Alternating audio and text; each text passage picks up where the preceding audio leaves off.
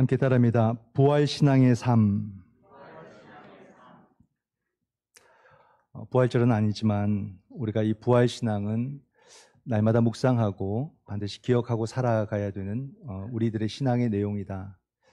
그리고 이 신앙이 그저 우리가 만들어 놓은 어떤 그런 바구니 속에만 담겨져 있는 그런 신앙이 아니라 우리 모든 삶 가운데서 우리 모든 삶을 살아내게 하는 영적인 능력과 도구가 되게 해서 신앙이 살아있는 신앙이 되어야 된다는 그런 생각을 합니다. 그래서 부활 신앙이 얼마나 중요한가? 오늘 우리 시대를 보면서 부활 신앙이 정말 얼마나 중요한가? 이걸 다시 깨닫게 되고 이것을 우리가 다시 생각하고 회복하는 것, 이게 오늘 내게도 좋고 나와 함께한 모든 사람들에게도 반드시 좋은 일이고 득이 되고 덕이 되고 뭐라고 표현하기도 힘든 그런 신앙이 되는 그런 은혜가 우리 모두에게 함께하기를 바랍니다. 고린도 전서에서 우리가 아는 유명한 장이 있다면 그 장이 어떤 장인지 혹시 아실까요? 그죠? 우리가 배웠습니다. 열심히 배웠어요. 사랑장 13장 1부 때도 성가대에서 막 나오던데 오늘 여기저기서 막 나오십니다. 주옥 같은 말씀이죠. 사도 바울은 막 흔히 말하는 워커홀릭처럼 막 사역에만 막 집중을 해서 막 당신의 사역에만 막 이게 열정을 내고 다른 것은 돌아보지 않는 것처럼 막 한 길만 가는 사람처럼 사도 바울이 보이지만 사랑장을 한번 딱 보십시오. 사도 바울의 그 모든 사역이 온전히 사랑을 바탕으로 하고 있고 사랑의 사역이라는 것을 정확하게 이해를 할 수 있습니다.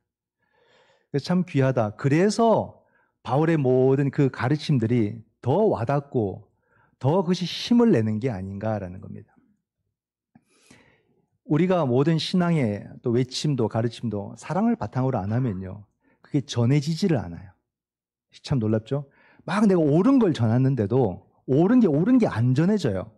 옳게 전해져야 되잖아. 나는 늘 맞는 말 한다고 생각하잖아요. 나는 늘 옳은 말 한다고 생각하잖아요. 사람들은 다 자기 말을 그렇게 생각해요.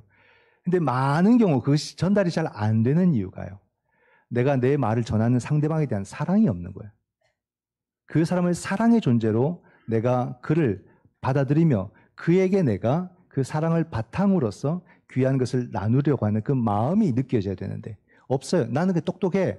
내가 옳아. 내가 바른 말에 잘 들어. 그리고 듣고 받아. 이렇게 되는 거죠. 그런 말들은 전해지지가 않더라 하는 겁니다. 아무리 용서도 전해지지가 않는다. 정말로 상대방을 깊이 사랑하는 마음, 진심으로 대하는 그런 마음, 그 사랑 안에서만 우리가 말하고자 하는 것들이 전해지더라. 이게 참 와닿는 말씀이고, 사도 바울이 왜 그렇게 위대한 사도가 될 수 있었느냐, 바로 그 사랑장을 보면 이해가 되죠. 이것이구나.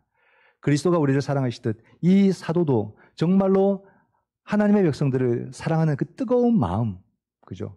그 뜨거운 마음, 그 사랑하는 마음이 있었기 때문에 그의 외침이, 그의 가르침이 구구절절히 다가왔구나. 또 그것이 결국 남아있구나라는 것을 우리가 알 수가 있습니다.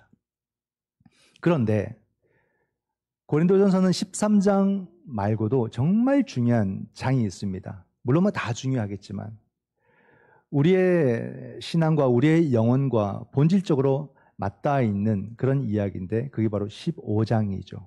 이게 부활장입니다. 이 15장은 우리 신앙에 있어서 굉장히 핵심을 다루고 있기 때문에 너무나도 중요하다. 그래서 여러분, 오늘 우리가 내가 부활신앙을 가지고 있고 내가 부활신앙을 산다는 게 뭘까? 이것을 우리가 함께 묵상해 보고자 합니다. 오늘 본문 속에서 보면 우리가 읽으시면서 비슷한 말이 계속 반복되는 것을 보았을 거예요. 그 사도 바울이 한 가지 사실을 계속해서 반복하고 있는 그런 내용이 오늘의 본문인데요. 바울이 말하는 것은 뭐냐면 죽은 자의 부활을 말하는 거예요. 죽은 자의 부활이 없다면 그리스도의 부활이 없고, 그리스도의 부활이 없다면 우리가 지금 하고 있는 모든 것은 헛되다.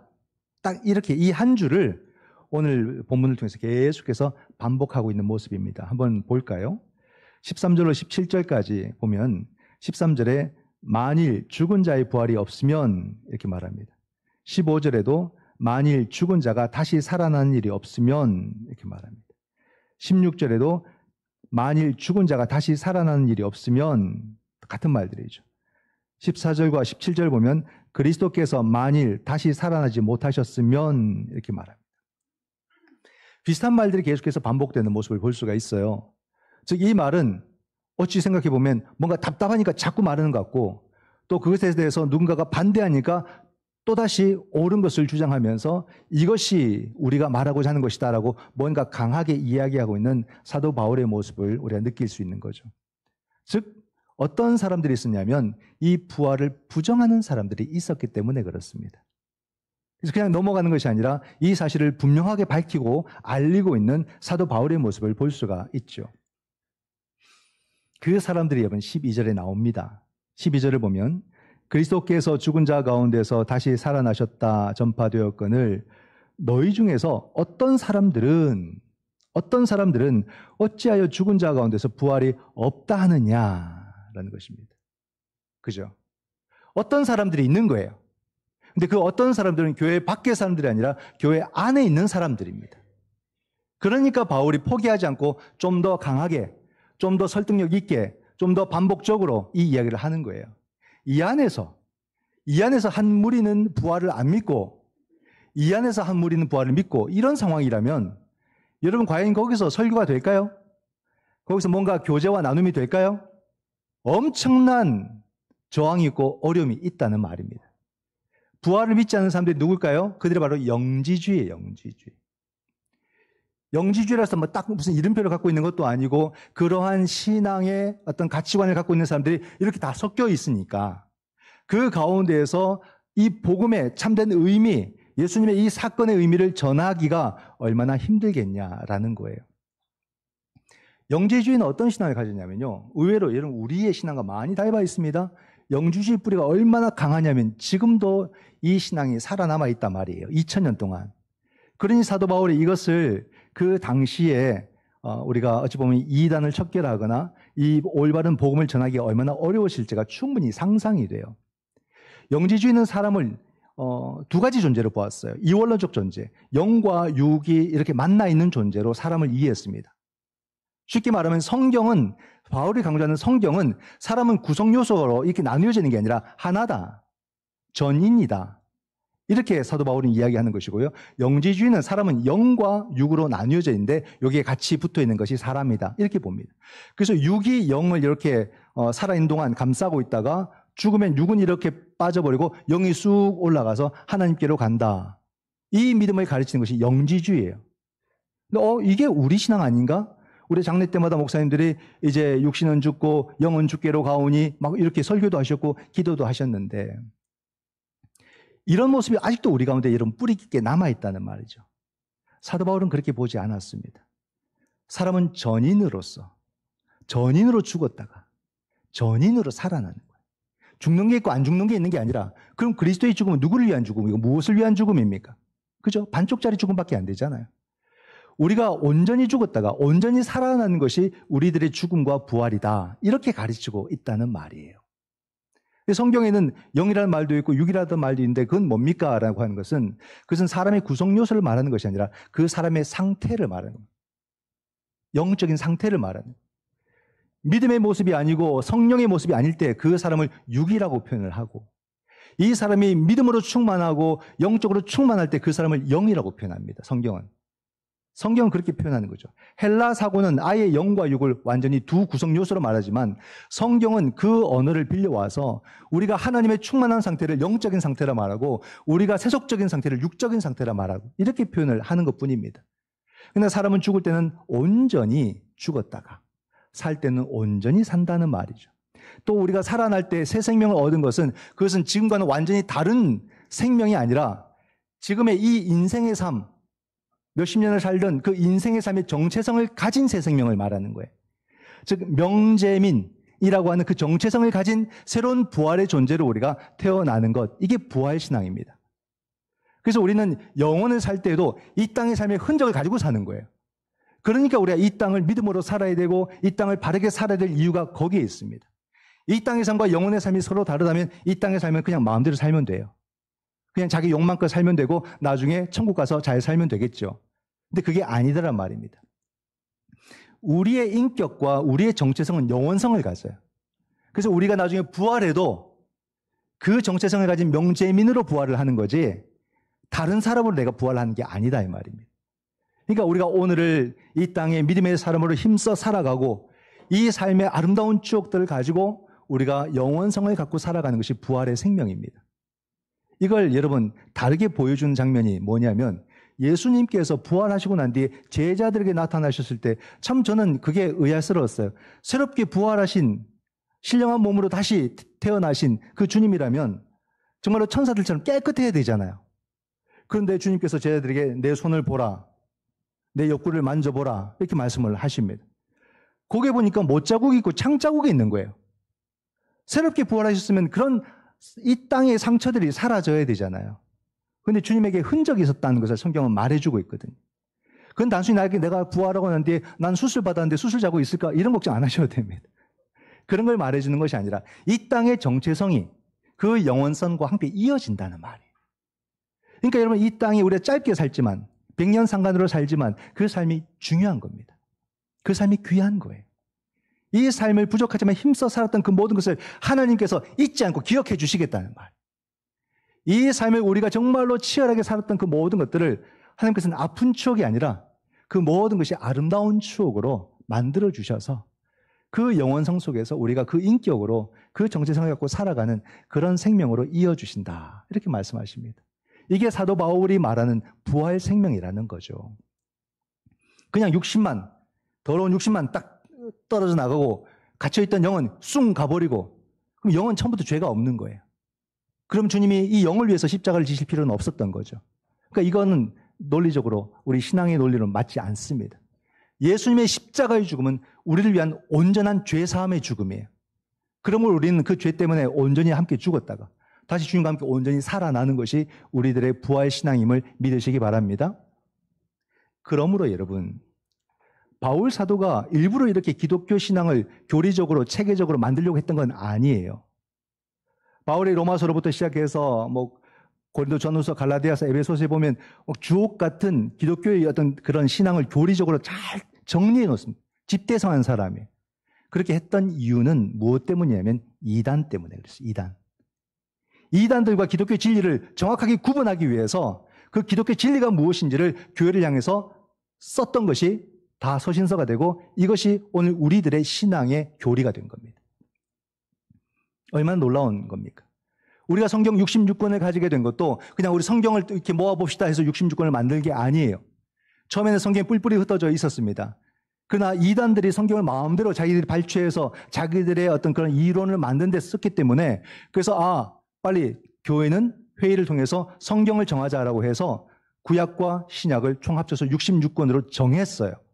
이것이 우리의 캐논이다. 우리의 척도다라고 그렇게 성경 66권을 정했습니다. 즉 성경 66권이 오늘 만들어진 것도 이단 때문에 그런 거죠.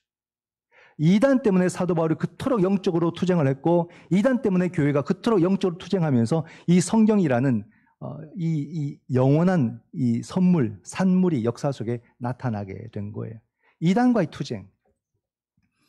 그런 걸 보면 오늘 우리는 오늘 이 시대에 정말로 비성서적이고 비기독교적인 그 정신들과 이렇게 치열하게 싸우면서 살아가고 있느냐 하는 겁니다.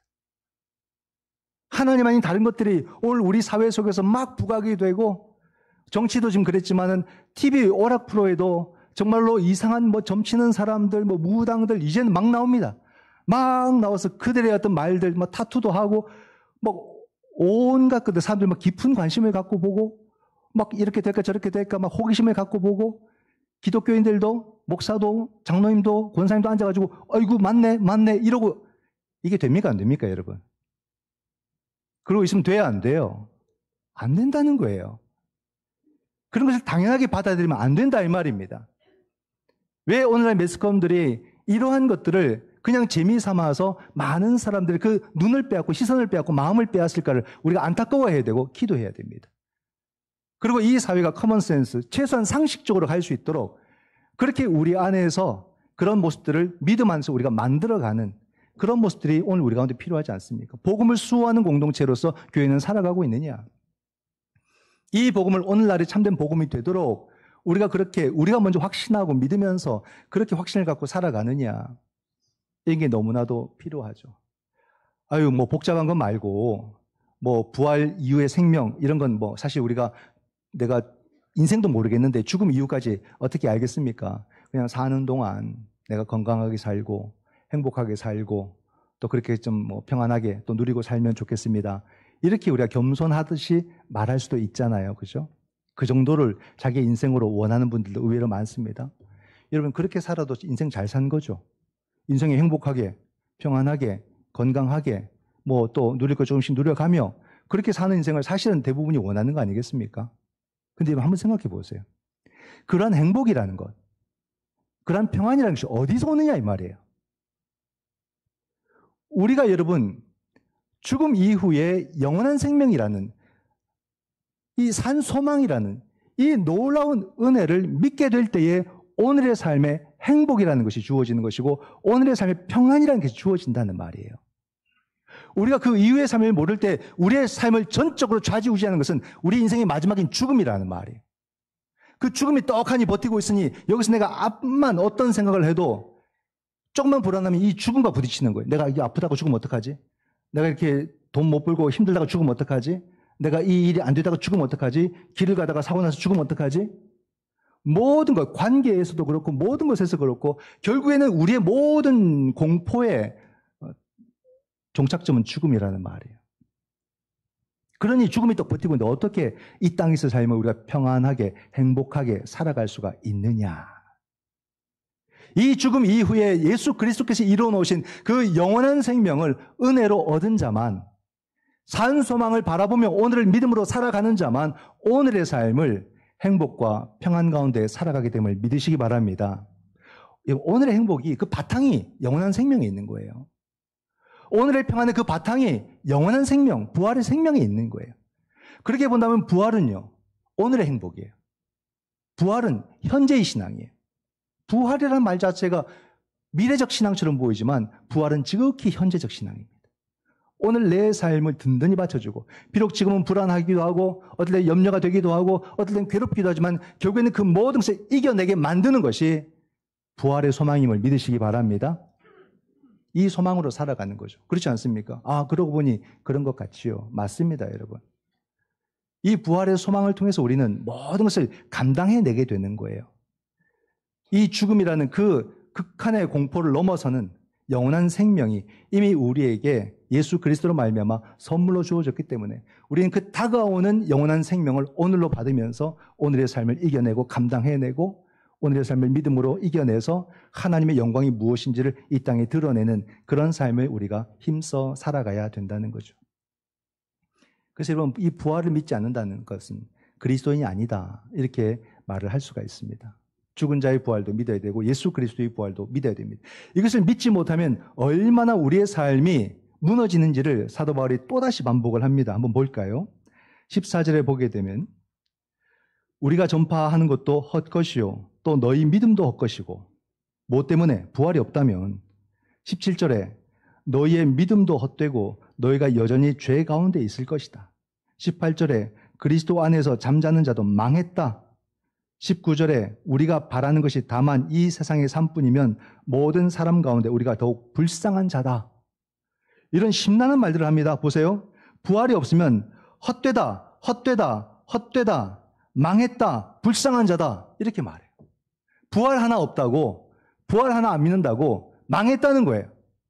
헛되다는 겁니다. 이 정도로 바울이 강조해요. 우리가 다시 살아난다는 것이 얼마나 중요한지. 이걸 안 믿으면 내가 수고하는 모든 것 단 하나도 남는 게 없다. 헛되다. 망한다. 근데 이것까지도 우리는 감당할 수 있을 것 같아요. 내가 모든 수고했는데 베드로처럼 내가 밤새도록 낚았지만 내가 남은 것이 없습니다라고 고백하는 것처럼 내 인생에 수고했는데 다 내가 헛된 시간 썼던 것이고 낭비한 시간이었다고 해도 그 정도까지는 내가 그냥 손해본다고 해서 괜찮은 것 같아요. 근데 이 17절에 무시무시한 말씀이 있잖아요. 너희가 여전히 죄 가운데 있을 것이다. 이거는 안 된다는 말이에요. 이거는 못 견디겠어요. 감당이 안 돼요. 내가 부활을 믿지 않으면 너는 여전히 죄 가운데 있다. 이렇게 말씀을 한다는 말입니다. 이게 무슨 말이에요? 나는 예수 그리스도의 십자가로 말미암아 죄 용서를 받았다고 믿었는데 부활을 안 믿으니까 넌 여전히 죄 가운데 있다. 그렇게 말씀을 한다는 말입니다. 이게 무슨 신앙을 말하냐면요. 예수 그리스도의 십자가와 예수 그리스도의 부활은 하나의 사건이지 두 개의 사건이 아니다 이 말이에요. 이것은 하나로서 이어져 있는 사건이에요. 예수의 십자가, 예수님의 그 십자가 사건은 부활 사건을 전제로 하신 사건이에요. 예수님의 부활 사건은 십자가 사건이 전제된 사건이에요. 이걸 우리가 혼돈하면 안 된다는 말입니다. 한번 생각해 보세요. 십자가는 죄 용서의 사건이에요. 부활은 영원한 생명의 사건이에요. 영원한 생명을 얻기 위해서는 죄 용서를 받아야 되는 거예요. 죄 용서를 받으면 영원한 생명이 주어지는 거예요. 이건 하나의 이야기지 두 개의 이야기가 아닌 겁니다. 그렇기 때문에 우리는 이 두 가지를 하나로서 고백하고 그 십자가를 고백하는 것은 부활을 고백하는 것이고 부활을 고백하는 것은 그의 십자가를 고백하는 거예요. 이건 두 개로서 우리가 설명할 수가 없습니다. 오늘 이 땅에 여러분 정의가 우리가 무너졌고 정의를 세운다 막 이렇게 말하지만 정의를 외치는 사람들 가만히 보게 되면 지극히 메말라 있는 분들이 굉장히 많아요. 저도 예전에 이런 실수를 설교를 통해서 많이 한 것 같아요. 그래서 반성도 많이 합니다. 저도 젊은 시절에 정의를 정말 많이 외쳤던 목사 중에 한 사람입니다. 전도사 때도 그렇고 목사 때도 그렇고. 정의. 근데 옳은 것 같은데 사람들이 불편하게 여겨요. 힘들기도 하고. 막 성경이 이렇지 않습니까? 라고 막 얘기하면서 막 정의를 외치는데 사람들이 막 이렇게 얼굴이 약간 좀 굳어 있는 그런 얼굴들을 제가 많이 보았어요. 여기는 아닙니다. 여기는 아니고 저기 내가 옛날에 어렸을 때 제가 거의 20살 때부터 설교하고 다녔어요. 그러니 내가 어떤 설교를 했는지 모르겠어요 지금. 얼굴이 화끈화끈하고요. 막 20몇 살 때 가방 메고 다른 교회에 설교하러 가고 막 이렇습니다. 대신 무슨 용기를 갖고 내가 그렇게 갔을까 싶어요. 막 얼굴도 모르는 교회 가서 막 열심히 막 수요예배 설교 인도하고 왔던 그런 갔다 왔던 기억만 있지 설교 내용은 기억이 하나도 안 나요. 근데 제가 20대, 30대, 40대까지 정말 정의라는 것은 참 많이 설교했던 것 같아요. 근데 이게 세월이 흐르면서 나이가 들면서 제 설교를 이렇게 돌아보면서 반성하게 되는 것이 뭐냐면 다 그런 건 아니었겠지만 정의를 말하지만 그 정의에 사랑이 빠져 있을 때가 굉장히 많이 있었습니다. 그러니까 옳은 것만 전하니까 사람들이 다 경직이 되죠. 옳은 건 알겠는데 그걸 이렇게 막 아멘하고 쉽게 못 받아들이는 게 있는 거죠. 내가 누군가를 향해서 옳다고 말하고 정의롭게 말하는데 내가 그 사람을 사랑하고 있는가? 이게 확인이 안 됐던 거예요. 진심으로 내가 그 상대방을 사랑하는 마음으로 이 정의라는 주제를 이야기하고 있는가? 이거를 매번 내가 확인하지 못했기 때문에 그런 나름의 또 실수가 있지 않았을까라는 겁니다. 우리 사회도 여러분 옳은 소리를 열심히 하는데 사람들이 자꾸 아파하고 힘들어하는 경우들이 많거든요. 그럴 땐 내 말을 내 자신을 돌아봐야 돼. 내 말을 듣는 이 사람을 내가 사랑하고 있는가? 정말로 이 사람을 진심으로 사랑하는 마음으로 나는 지금 이 옳은 소리라고 하고 있는가? 그걸 한번 생각해 봐야 된단 말입니다. 사람을 사랑하면요. 그 사람이 알아요. 그리고 그 사람의 말을 도리어 듣고 받고자 합니다. 근데 나를 사랑한다는 느낌이 없는데 그런 말들을 계속하게 되면은 자꾸 어느 순간부터 튕겨내게 되는 거죠. 그래서 그게 어려워집니다. 근데 또 여러분 정의 없는 사랑은 자꾸 의심되게 만들어요. 이게 뭐지? 이게 뭐지? 그리고 상처를 주게 돼 있어요. 그러니까 정의와 사랑은 함께 가는 거지 이걸 따로 떼어놓을 수 있는 게 아니더란 말입니다. 하나님 나라의 공의는 정의와 사랑을 말하는 거예요. 이 두 가지 온전한 모습 속에서 하나님 나라의 공의가 세워져 가는 것이지 정의 한번 하다가 사랑 한번 하다가 이런 건 안 된다는 말이죠. 그와 마찬가지로 예수 그리스도의 십자가와 예수 그리스도의 부활은 하나의 사건이지 절대 떼어서 설명할 수 있는 부분이 아니다. 그의 죄 사함의 죽음은 바로 그의 영원한 생명의 은총과 같은 것이고 그 생명의 은총은 그 죄 사함의 죽음을 근거로 바탕으로 우리에게 주어지는 생명이라는 것을 우리가 분명하게 알아야 된다라는 사실입니다. 예수님께서 십자가만 죽으시고 끝났다면 여러분 어떻게 될 것 같습니까? 예수님은 그냥 사람일 뿐인 거예요. 그냥 이 땅에 살아왔던 훌륭한 사람, 구약의 선지자들이 순교를 당했던 것처럼 신약에까지 오는 구약의 마지막 선지자, 세례 요한이라고 하지만 그럼 예수님까지 이렇게 되는 겁니다. 선을 그렇게 그어지는 거죠. 그러나 우리는 예수님을 하나님의 아들이요 그리스도라고 고백하는 것은 예수님은 십자가에 죽으시고 부활하셨기 때문에 그런 겁니다. 그분을 통해서 우리가 영원한 생명을 얻었기 때문에 그 예수님을 하나님의 아들이라고 고백을 하는 것입니다. 바로 이 신앙이죠. 이 신앙. 그 십자가와 그 부활을 온전한 예수 그리스도의 사건으로 받아들이고 고백하고 그를 통해서 내가 놀라운 생명을 체험하고 경험했을 때에 그분을 나의 하나님으로, 나의 그리스도로, 하나님의 아들이라고 그렇게 고백을 한다는 말입니다. 그래서 바울은 20절에서 예수님을 첫 열매 이렇게 말하고요. 특별히 잠자는 자들의 첫 열매 이렇게 말합니다. 20절을 보시면요. 그러나 이제 그리스도께서 죽은 자 가운데서 다시 살아나사 잠자는 자들의 첫 열매가 되셨도다. 여기서 여러분 강하게 탁 다가오는 단어는 두 가지입니다. 다시 살아나사 첫 열매가 되셨다. 주님께서 잠자는 자들의 첫 열매가 되셨다는 것은 주님의 그 십자가 사건은 한 개인을 위한 것이 아니고 주님 자신을 위한 것이 아니라 모든 세상의 모든 생명을 살리기 위한 사건이다. 이 말씀을 하고 있는 겁니다. 믿으시기 바랍니다. 즉 주님을 통해서 모든 생명이 살아난다는 말이에요. 이 부활 사건의 핵심은 뭐냐면 이제 사람들이 분명히 십자가에 달려 죽으셨고 무덤에 묻히신 그 예수를 살아있는 분으로 경험한 사건이 부활 사건입니다. 살아있는 자, 살아있는 분, 이것을 우리에게 보여주고 알려준 것이 부활 사건이라는 말이에요. 자, 그러면 여러분, 나는 지금 살아있다고 느껴지십니까?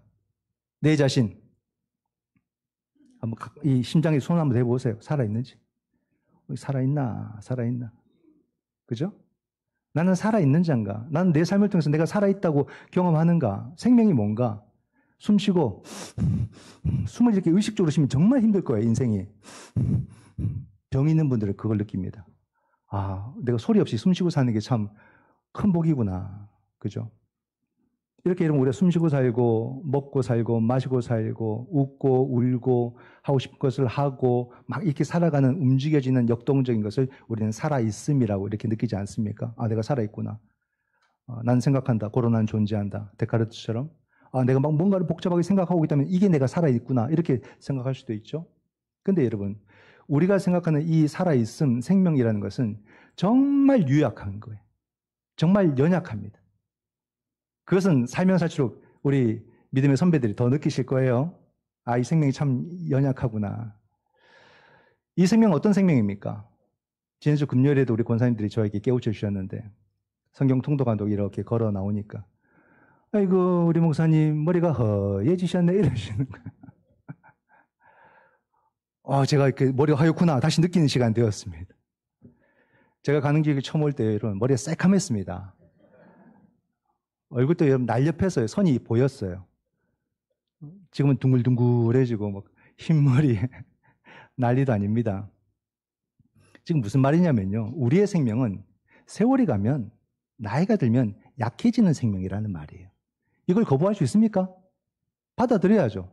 이 약간 받아들일 수밖에 없어요. 싫든 좋든. 이게 우리 생명이에요. 또 우리의 생명은요. 병이 들면 다 무너져 버려요. 지난 한 주간에도 우리 교우들 중에 아프신 분들과 통화도 하고 전화기를 붙잡고 기도도 간절하게 하고 했는데 너무 안타까운 거죠. 정말 힘든 시간을 보내면서 또 간절히 함께 기도하고 눈물을 흘리고 그런 걸 이렇게 직접 매주 저는 경험을 하고 살거든요. 아, 우리가 이렇게 흔히 말하는 이런 중병이 아니어도 작은 병 하나 걸려도 우리는 그냥 무너져 버려요. 삶이. 그렇잖아요. 내 몸에 통증 하나 있어도 그 통증 때문에 얼마나 삶의 질이 다 떨어지는지. 그러니까 삶이 뭐 열 한 번 나도 염증이 한 번 생겨도 아무것도 못해요. 이게 우리 생명의 모습입니다. 그리고 우리 생명은 겉은 멀쩡해도요. 이 마음 한 번 괴로우면 올 스톱이에요. 아무것도 못합니다. 희한하죠? 내가 막 몸이 쑤시고 아플 때 뭘 못한 줄 알았는데 몸은 다 멀쩡한데 마음이 한 번 괴로우면요. 아무것도 안 돼요. 아무것도 하기 싫어요. 손 하나 까딱거리기 싫습니다. 이게 연약한 우리들의 생명입니다. 그렇죠? 또 바라기는 이게 뭐 세월이 지나면 좀 더 나아지기를 원하는데 아하 안타깝게도 세월이 지날수록 더 나빠집니다. 이걸 우리가 받아들일 수 있겠느냐. 오늘 우리 사회를 한번 보십시오. 우리 장로님이 기도해 주셨는데 오늘 우리 사회 속에서 이런 살아있음을 느낄 수 있는 우리 사회일까요? 그런 사회일까요? 막 소리도 나고 막 오늘 막 여기서 으쌰으쌰 하는 거 보니까 살아있는 것 같은데 가만히 보면 그게 살아있음이 아니라 살아있지 못함이죠. 그죠? 우리 사회를 보면 거대한 링 위에 다 같이 올라가서 그냥 막 앞도 안 보고 막무가내로 싸우고 있는 그런 싸움의 모습처럼 보여요. 그렇게 열심히 싸웁니다. 너도 나도 할 것 없이 막 싸웁니다.